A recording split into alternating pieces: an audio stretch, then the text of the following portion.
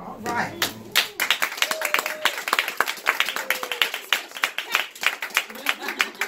That's again what they call it. That's again what they call it. That's what he said. That's what they call it. Okay, so I'm going to do one more. Make you think. Okay. The Christian. Well, there you go. I remember growing up, there was never a Sunday where church I missed. We'd spend nights at grandma's if work held mom and dad, where it would be 7 and we'd be shooed off to bed, for an early rise had already been put into our heads. I remember it like it was yesterday. Now I lay me down to sleep. I pray the Lord my soul to keep. I pray. For this is not that day, and something new has dawned. I am not that same Christian. In fact, my actions may have you questioning if I even subscribe to that same deity as present day me. The answer is yes, quite simply. But I'll come back to that after I've spit this little ditty and given some knowledge in what I'm calling my personal diatribe. You see, I saw the other day where someone had this to say. If they put Jesus back into our schools and begin to pray, we wouldn't have these troubles coming our way. And me, being the good Christian girl that I am, well, I laughed. Because it seems to me that the masses who tote their Bibles and quote only specific verses have forgotten one little thing. And that is, in Christ, I am a new being. And my heart is where he has made his home. So how is it that he was ever dethroned? Especially if generations after generations after generations of us, good Christian folk, still in these halls roam. Now, in this day and age we're living in, where everyone is screaming tolerance and down with exclusivity, except, of course, when it doesn't benefit the majority, I look on and I am forced to ask, where exactly is your Christian generosity? How do you determine the line in the sand where you will fight battles as a mere man or extend a loving Christian hand? And here is where I must take a stand.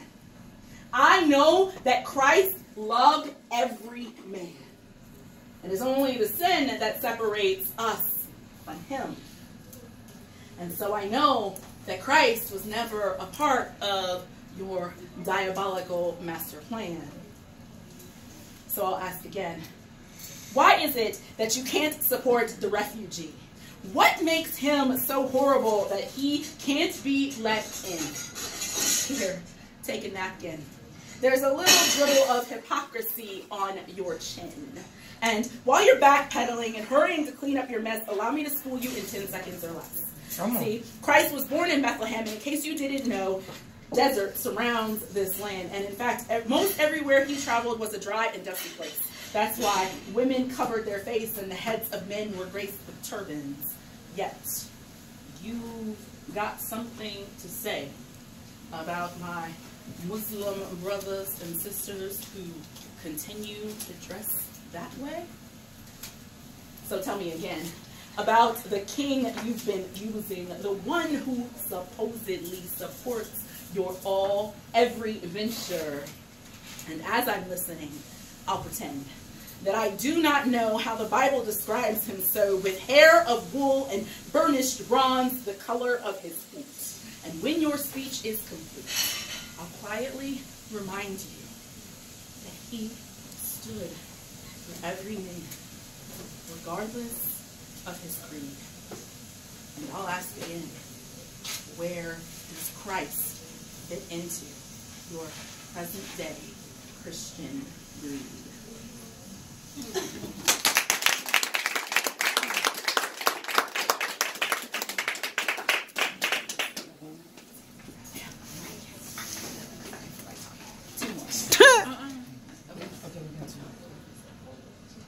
Okay, Okay, so now we are going to get into why they call me Special K. Oh my God! Here it comes. Just give you a little bit of a background. Oh my God!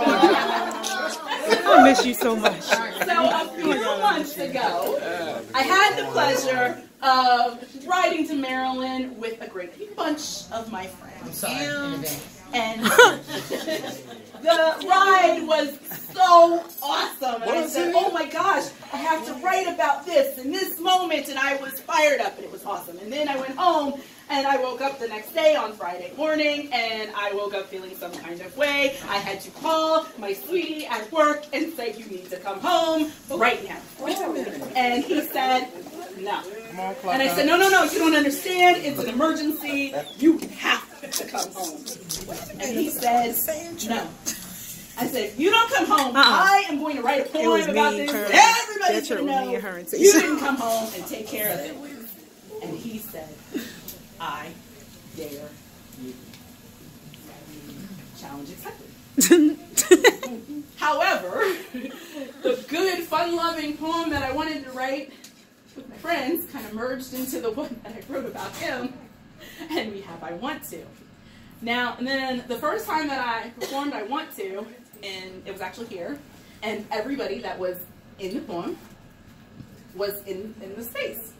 And the host she didn't know about it, she hadn't heard it, and she dropped her phone, she had all kinds of reactions, and she said something. She said, "Dear Diary," and I said, there you go, that is the next one. So I'm not going to stop, it's going to be I Want To, followed by Dear Diary. Are you serious? Love you.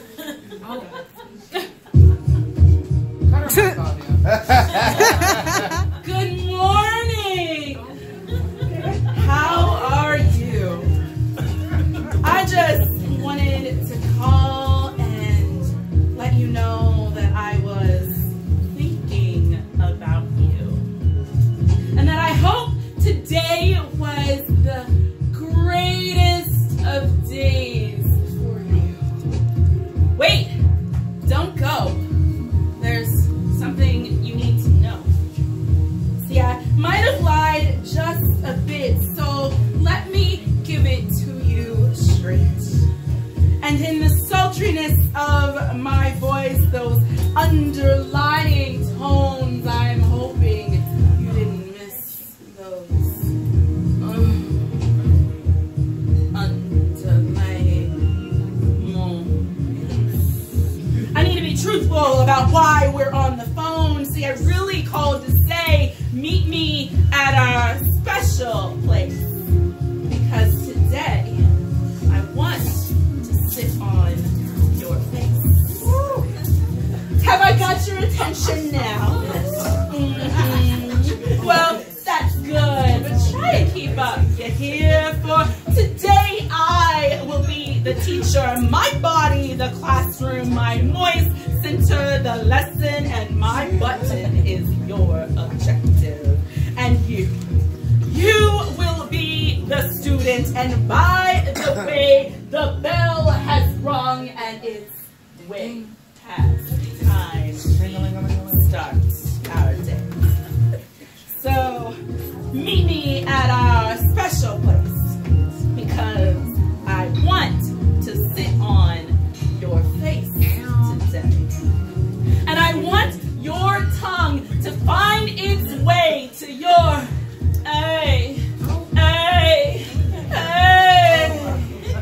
Now this invitation is extremely prestigious. It's just me, it's just you, it's just us.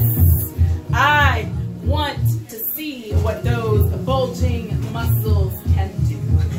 Can you hold me on the wall as I come? Can you throw me over your shoulder like a continental soldier, all while your tongue is putting its work out in? Today, it's just me. Now your mouth is on fire and my flow is the hydrant. Who knows? Will I be able to tame those flames? I am the manuscript and you are the actor. My body, your lines, my center, the action. and Jamil. When the director if you are good at what you do and you do it, I will form into your biggest fan and gush all over you. Oh yes, I want you supine, naked and waiting. I will descend upon thee. My thighs will be Chad and Narichia. My center will be Egypt. And together we will conquer the great true Sudan. Oh, yes. And with us, we will bring the wet season and your land will be dry. No more. So, meet me at our special place. Because today, I want to sit on peace. Today, I will be the goddesses and you, Rima, my servant. Oh my. Your only job is to ensure that there is an ever-present wave after wave created by my own personal ocean. I want you so good at what you do that I scream out, Tay!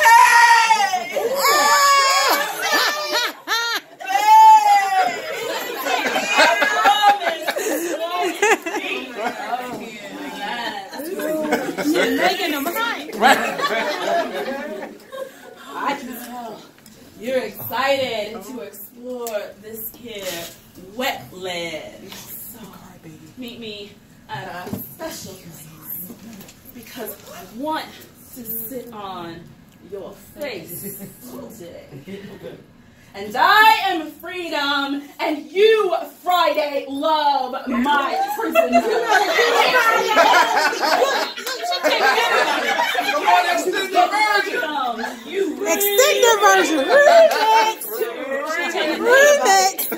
Albeit determinedly, wring my liberty. Oh, Do it well. Let the ocean swell, and girl, you know there'll be a story to tell. So I'm gonna hang up the phone now. No. Hurry up and meet me at a... This is all on the phone. Yes!